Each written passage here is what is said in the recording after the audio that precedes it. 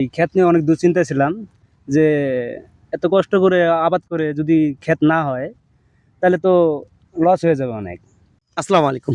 আপনারা অনেকেই জানতে চেয়েছেন ভুট্টার পাতার কালারটা হচ্ছে ফ্যাকাশে, আবার বেগুনি, অনেকের সাদা হচ্ছে।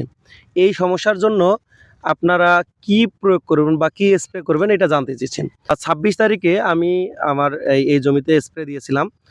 যাতে রেজাল্টটা কেমন আসে এটা দেখার জন্য কিন্তু আমি সরেজমিনে এসেছি। আপনারা দেখতেই পাচ্ছেন যে ২৬ তারিখে একটা কিন্তু আমি জমি পরিদর্শনের একটা ছবি তুলে দিয়েছিলাম। এর পরিবর্তে আমি হচ্ছে ২৭ তারিখ বা ২৮ তারিখে একটা স্প্রে দিয়েছি। আজকে আলহামদুলিল্লাহ জমিতে এসে আমার একদমই মন ভরে গেছে।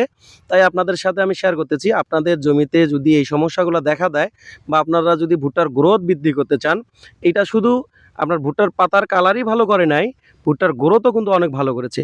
কৃষক দেখে অনেক খুশি। তাই আমি আপনাদের সরাসরি দেখাবো যে আসলে এইখানে কি, কি প্রয়োগ করা হয়েছে। যদিও এই পণ্যগুলাই আপনাকে ব্যবহার করা লাগবে এমন না, আপনি এই গ্রুপের কীটনাশকগুলা ব্যবহার করতে পারেন। যেমন এইটা হচ্ছে ম্যানক্সিল, এটা হচ্ছে ম্যানকোজে প্লাস হচ্ছে সাইমক্সিল। এইটা আপনি যে কোনো কোম্পানি নিতে পারেন। এইটা হচ্ছে স্ট্যান্ডার্ডের।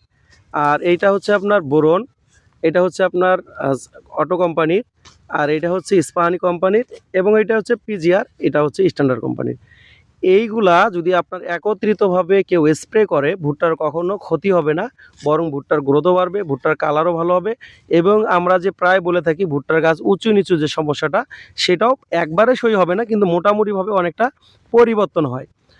আস্তে আস্তে হয়ে যাবে, হয়তো বা আমরা আরও কিছুদিন পরে এটার একটা রেজাল্ট দেখতে পারবো।